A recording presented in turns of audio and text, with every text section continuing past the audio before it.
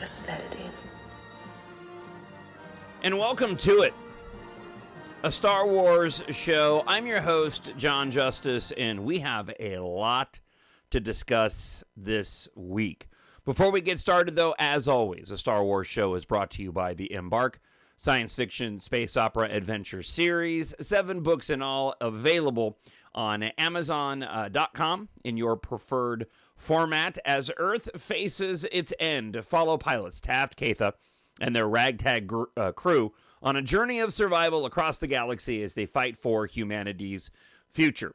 I'll talk a little bit more about that at the end of this week's episode. But I want to get back to The Hunt for Ben Solo, and in the week since this news dropped of Disney not greenlighting the film, and last week's show, a lot more news has dropped regarding this potential project, and I'm going to change my tune a little bit. I was slightly on the negative side of the possibility of a Ben Solo movie, and, you know, even right down to the title, The Hunt for Ben Solo. Not that I wouldn't go to the theater immediately to watch it, but having now some new information to share with you this week. First off, I don't think the project's dead by any stretch. And again, I have a much different feeling and opinion about the whole situation. Plus, there's a lot of other news to dive into. So let's just get to it. This is not going to go the way you think. So, in the wake of the Ben Solo news, and there's further information that the movie was much farther along than what was even initially reported in what I mentioned on last week's show, Jeff Snyder from the Snyder, Hollywood Insider, who typically has really good information, he had reported that David Fincher, Fight Club fame, most specifically Alien 3, the director's cut of that is fantastic, by the way, that he apparently had pitched a post-The Rise of Skywalker movie as well about a pre-existing character that also didn't get off the ground. Now, this news on the wake of the Ben Solo news was just flat out bizarre. Here you have these top-notch directors with these ideas for Star Wars films, and they're being turned down left and right by Disney and Lucasfilm. Now, in the article that expands upon the initial interview that Adam Driver did with the Associated Press, they actually point to the fact that this David Fincher rumor may not indeed be true, and we'll get to this in just a moment. A source did tell Snyder that The Hunt for Ben Solo doesn't fit into the post-Rise of Skywalker plans and believes that Bob Iger and Alan Bergman were right not to greenlight it. I believe they may have been right not to greenlight it at the time, but my theory on what's happening now, I'm convinced that what we are seeing is a greenlighting of this film. Maybe a better way to describe it would be warming up the audience to accept that this movie is going to be made and to get excited for it. So let's go ahead and dive into this article that provides further details into what this whole Ben Solo movie was actually all about. The hyperdrive is leaking. So the article goes as follows. Shoulda, woulda, coulda. I guess 6 months ago, I learned, says the author, that Steven Soderbergh and Adam Driver had quietly developed a post-The Rise of Skywalker Star Wars film titled The Hunt for Ben Solo, written by Scott Z. Burns. But out of an abundance of reporterly caution, I didn't go forward with the story. This week, Driver himself revealed the project's existence in an Associated Press interview, confirming that he and Soderbergh had worked on a Star Wars movie that never came to fruition. The Playlist, and this is the outlet that wrote the article, can now confirm that the film advanced far beyond development, had a completed script, and a full creative stamp of approval from Lucasfilm, including Kathleen Kennedy, who was greenlit internally, before being canceled by Disney executives Bob Iger and Alan Bergman. Sources close to the project emphasize that this was not a loose concept or early pitch. The film, operating under the codename Quiet Leaves, had a finalized screenplay and was entering early prep and staffing stages. Disney purchased a fully developed treatment and beat sheet developed by Soderbergh and screenwriter Rebecca Hunt The pseudonym Jules Asner, Soderbergh's wife, who also wrote Lucky Logan, one of my favorite, if not favorite, Steven Soderbergh films, of which Adam Driver also starred, and hired Scott Z. Burns, who was paid more than any screenwriter in Lucasfilm history to complete the screenplay. Now, let me stop here just briefly. It's for all of these reasons that I feel like we're playing games here, and that Disney and Lucasfilm, in conjunction together, know exactly what they're doing in warming up the fandom to the idea of this movie. I still stick with what I said last week. And if this movie had been announced at the time when it was greenlit, let's say that Bob Iger and Alan Bergman had said, yeah, we're going to go forward with it, and we're going back to 2022, I believe, the fandom would have revolted. The fandom would have gone down the road of, oh, they brought another dead person back. All the arguments that I made on last week's show. So if I get really conspiratorial, I'm going to say that this thing was shelved, not completely canceled, and was simply put on the shelf for a time when it was appropriate to go and move forward. And what we're witnessing now is basically a big PR psyop to get the public on board with this. Regardless of whether or not you or I like this fact, the truth of the matter is that commentary around these films, it drives the creative process right now. And the Star Wars fandom is louder, or the loudest of all the fandoms that are out there. And getting the fandom on board means a ton. Look at what happened with Tron Harry's, for crying out loud. The initial reviews that came out slammed the film and kept audiences from going to see it, when the vast majority of people who did go to see it loved the film and understood exactly what the intention of that film was. Now, there is some reports that Disney may have actually greenlit a Tron 4, which I think would be a good idea, despite the box office woes that the film has been enduring. But let me get back to the story here from the playlist. So writer Burns' connection to Star Wars goes back further than most people realize. The playlist previously reported that in 2016, The Contagion, which is also a fantastic Steven Soderbergh film, screenwriter was one of the uncredited writers on Rogue One before Tony Gilroy came on board to take over and complete that film. And let me just say something quick about Steven Soderbergh. While I couldn't initially envision him directing a Star Wars film, because I think action, fantasy, sci-fi, and I don't typically associate Steven Soderbergh with any of those things, his films have a rewatchable quality in much the same way that J.J. Abrams does. And if we're looking at deeper concepts and character-driven stories, Steven Soderbergh would be fantastic at that. You would just need to make sure you had somebody on board that was able to go and craft the action sequences to make them fit into the Star Wars universe, because I'm not necessarily sure how well Steven Soderbergh can do action. I know he's done some action films in the past. I think Haywire comes to mind, even though that wasn't a great film. So he's choreographed scenes before, but looking at Steven Soderbergh through the lens of a big blockbuster tentpole Star Wars film was something that I couldn't quite wrap my head around. And now that I've had some time to sit with it for a bit, I'm really much more on board than I was on last week's episode. So, Burns' connection to Star Wars. Contagion, one of the screenwriters, was uncredited on Rogue One before Tony Gilroy came on board to take over and complete that film. According to the insiders, Kathleen Kennedy, Dave Filoni, and Carrie Beck were directly involved throughout the development and were reportedly enthusiastic about the drafts that came in. Let me stop here again, because I just don't want to lose my train of thought while I go through this article. One of the things that I was somewhat negative on last week's show was the idea of bringing Ben Solo back and the pretzel logic that would be necessary in order to make that happen. That being said, The Rise of Skywalker did set up the possibility of this pretty cleanly.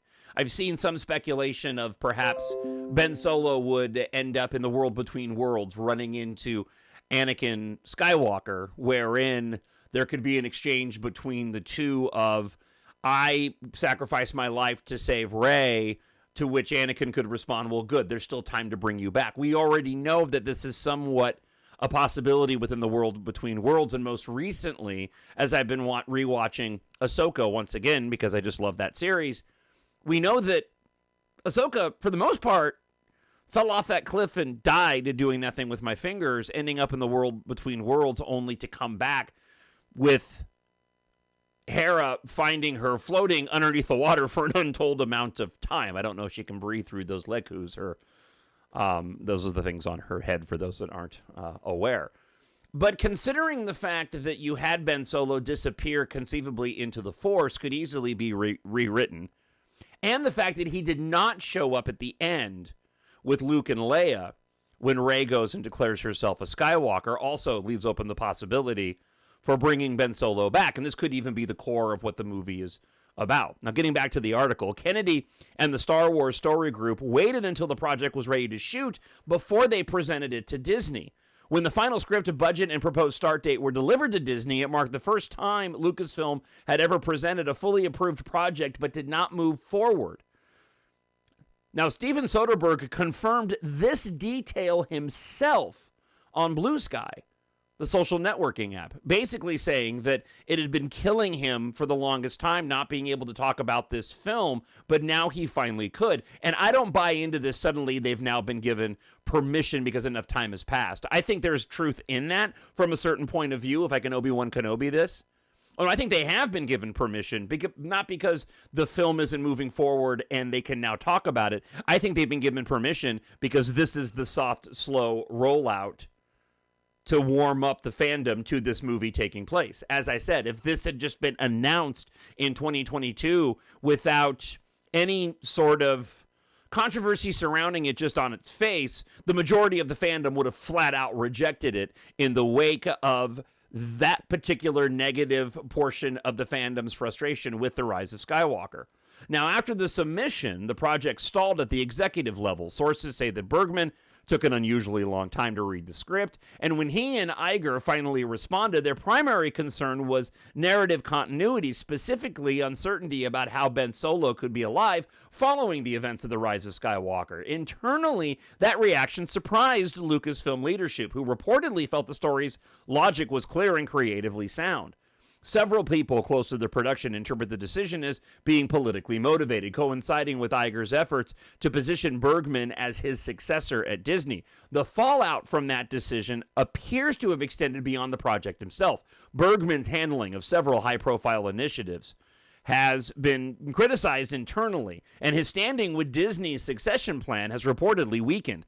Other executives, including Josh D'Amaro and Dana Walden, are now viewed as stronger contenders for the top job. Soderbergh and Driver were never compensated for their work on the project, while Burns reportedly received a low but substantial seven-figure sum.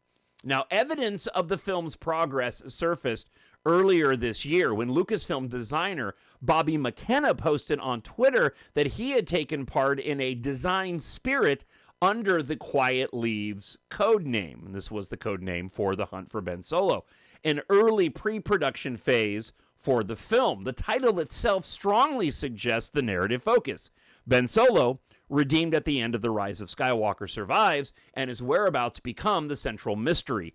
Whether Rey Skywalker or other established characters were involved remains unconfirmed. Now, some fans have speculated that Driver's recent comments were an attempt to pressure Disney into reviving the project, but sources close to both the actor and Soderbergh dispute this. I still don't buy it. Well, let me rephrase. I don't buy that Driver's comments are an attempt to pressure Disney to revive the project. I'm convinced that Disney is in on reviving the project. Both filmmakers reportedly consider the project permanently shelved and are no longer bound by MDAs or any contractual restrictions, as the film is classified internally as dead, hence feeling free to discuss it publicly for the first time. Now, typically, the most obvious answer is the correct answer, but I just see way too much smoke here for there not to be fire. Separately, recent online reports that David Fincher pitched a new Star Wars film following The Rise of Skywalker, as I mentioned earlier, are inaccurate. As is already publicly but not widely known, Fincher did meet with Lucasfilm years earlier, before The Force Awakens, as many filmmakers did, to gauge interest, but that conversation didn't yield anything. Fincher has voiced his opinion about the challenges of making these films in the past. A source close to Fincher confirms the filmmaker had a loose idea for a story between episodes 8 and 9 of the Skywalker saga, but never progressed beyond the initial concept, and it failed to gain traction with Lucasfilm, resulting in no formal development. Reports that the final cut was a deal breaker are incorrect, as the idea never progressed that far. Only a few phone calls were made between David Fincher and Kathleen Kennedy. One source called it a non-story, and at the time of the post-Rise of Skywalker, Fincher had moved on and was focused on his Netflix projects. Now, Disney's board is scheduled to meet in January to determine Iger's successor, with an announcement about Kennedy's eventual replacement at Lucasfilm expected soon after. Now, whether new leadership could revive abandoned projects remains uncertain, though probably unlikely. For now, The Hunt for Ben Solo, they say, stands as a rare example of a fully realized Lucasfilm-approved Star Wars film that was stopped only after reaching Disney's highest executive offices. Lucasfilm did not respond to press inquiries for the story. So here's my speculation and thought and belief of what's really going on here. First off, it could be that everything that I just shared with you on the show is absolutely true. That being said, I just find that the fact that this story didn't break until now, no news was ever mentioned about a Ben Solo film. The only hint would have been that post on X by one of the production designers mentioning the Quiet Leaves code name of the movie, but nobody would have known that was attached to an Adam Driver film. I have a very hard time believing that Disney, or that Adam Driver and Steven Soderbergh would essentially be burning a bridge here, potentially, by making this announcement. So why would Alan Bergman and Bob Iger have been reluctant to move forward on the project? I'm still going off the assumption that this project is going to happen, and Disney is just giving the story its time to make the rounds before they make an announcement. And I'll explain my theory in more detail here in just a moment. But getting back to Bob Iger and Alan Bergman, I think it goes back to what I mentioned before. After the disappointment, for all intents and purposes, given the amount of money that The Rise of Skywalker made, but all of the divisions and negative commentary around Star Wars in the wake of The Last Jedi, the lack of an overall consensus positive reaction to The Rise of Skywalker, and of course still dealing with the Han Solo film fallout, would leave Bergman and certainly Bob Iger incredibly trepidatious to move forward on anything. And I do believe that announcing it at that moment would have received a major amount of backlash, the complete opposite of what's happening now in the wake of all this news. But I want to add another factor into this, and that is Disney data. We know for a fact, and I remember hearing Christopher McQuarrie, the director of the Mission Impossible films and one of the writers as well on Top Gun Maverick, discussing the amount of audience research that Disney has at their disposal. I would imagine that Disney has the ability to go into any computer, pull up the audience metrics, looking at conversations and topics of the most listened to Star Wars podcasts, commentaries that are done by individuals on X, on Blue Sky, on Instagram, and could immediately go and pull up the data relating to how big of an audience would be clamoring for a Ben Solo film post The Rise of Skywalker. And I imagine at the time, going back to 2022, it probably wasn't yielding in terms of the data a large enough audience to sustain the possibility of this movie or to give off the impression that this movie would end up being successful. As I mentioned, the fandom would have flipped out. But to go as far as they did, obviously everybody on board thought this was a really, really good idea. So you put it on the shelf, you let it sit there until a time that we're at right now, where Disney is looking to try to gain some momentum and traction to return to its former glory on the big screen. I believe that's what's happening right now. I think that there has been, my speculation would be that there's been conversations that this film could go and follow up, say, Star Wars Starfighter. And I'll lay out my scenario here in just a moment.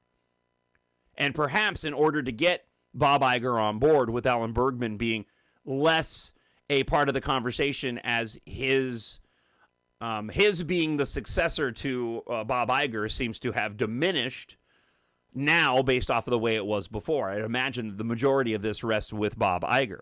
Perhaps Bob Iger said, okay, listen, why don't you guys go and talk about it?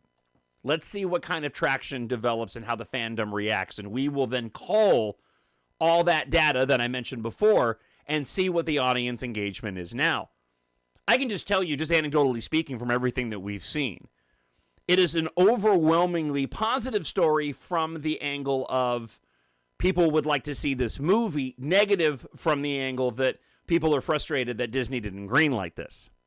We've had airplanes flying banners over the beaches in Southern California and over the Hollywood studios for Disney saying save Ben Solo. There have been posters that have been put up around the studio saying, have you seen this man, with pictures of Ben Solo from the end of The Rise of Skywalker. There was a billboard that was purchased in New York in Times Square asking Disney to greenlight this film. This is all, in my opinion, one big PR campaign to which Disney can come out within the next month or so, make an announcement saying, we're going to go ahead and move forward with the Hunt for Ben Solo film. The movie that we have been waiting for post The Rise of Skywalker was this Rey Skywalker film directed by Armin Obaid-Chinoy that just simply hasn't manifested in any way, shape, or form. No one's been talking about it. This hasn't been discussed in recent discussions relating to the future of the franchise. All that we know right now is that apparently the James Mangold film, the old Jedi, the original Jedi movie that takes place centuries before the events of the Phantom Menace, is apparently still in development, and we have The Mandalorian and Grogu coming out, and of course we have Star Wars Starfighter. So this is what I think is going to take place. Disney will make the announcement within the next month heading into the holidays, and the film's going to go into pre-production. The idea would be that The Mandalorian and Grogu next year is going to usher in, and maybe they wait on the announcement. All of this could be true. They could delay the announcement of this film until next year. But my guess is The Mandalorian and Grogu is going to serve as a return of Star Wars to the big screen post The Rise of Skywalker in the most incredibly safe way possible. It's more of an Indiana Jones style film. It doesn't have any baggage relating to the Skywalker saga. It essentially will be 2 hours plus of The Mandalorian Season 4 on the big screen, and it will probably be relatively successful. You then go into 2027, and now we have more of a tentpole Star Wars film, and potentially another safe bet. This doesn't mess with any of the Skywalker timeline, depending on how that story shakes out. This is a film, Starfighter, that takes place post The Rise of Skywalker. So it's the first film to post The Rise of Skywalker, but again, in a completely separate part of the galaxy with all brand new characters. So assuming that film is successful, it continues to endear the Star Wars fandom back to the franchise, creating more positive vibes with more of a Star Wars style, Jedi's most likely in it, exciting, big screen, epic film that we're used to seeing, but still doesn't carry on the mythology. And then following that comes The Hunt for Ben Solo, wherein you essentially get your episode 10 in the series, further establishing that goodwill among the fandom. This is what I predict is going to take place, and this is what I hope takes place. Melinda and I were watching Pride, Prejudice, and Zombies the other day. It's one of our, one of the list of Halloween films that we do every single year during the spooky season. And it's what you would imagine. It is a straight-up retelling of Pride and Prejudice, but also with zombies. Wonderful film if you're into that kind of thing. But I'm reminded, and I was reminded watching that film, of just how much the Reylo scenario and Rey and Kylo Ren leading into Ben Solo was really riffing off of those characters from Pride and Prejudice. As a matter of fact, I went through and watched The Last Jedi, not in its entirety. I skipped through and just watched the action sequences and the Reylo scenes. If they can bring Ben Solo back as an extension of the Star Wars saga, you're somewhat starting fresh while still keeping the Skywalker lineage. You'll have a lot of goodwill relating to the negativity of the sequel movies at a time when the sequel movies are going to be taking a turn for the positive very soon. We're reaching close to that decade mark that typically happens in Star Wars fandom. It happened with the prequels, wherein they were, for the most part, disliked by a majority of the fandom, and now you get a decade or so on, and those films have become endearing for the fandom, and this happens with most franchises. And I believe this exact same thing is going to happen now with the sequel trilogy, with the Ben Solo movie coming along right as the sequel trilogy suddenly becomes more popular and looked back upon more fondly than it was, especially during those films' releases and the tumultuous times that ensued afterwards. So at the time where it will be just right, you get a Steven Soderbergh, Adam Driver, Hunt for Ben Solo that fulfills what so many of the fans wanted and didn't get from The Rise of Skywalker. So what do you think? TalkShowNerd@gmail.com. Leave me a comment up on YouTube if you're watching there, or email me. I'd love to hear your thoughts between now and next week's episode. I need someone to show me my place in all this. All right, first we will start off with Star Wars Santa, who writes this. I wouldn't be a fan of seeing Ben Solo return after The Rise of Skywalker. No thanks. And I encourage everybody to check out Star Wars Santa's site on YouTube.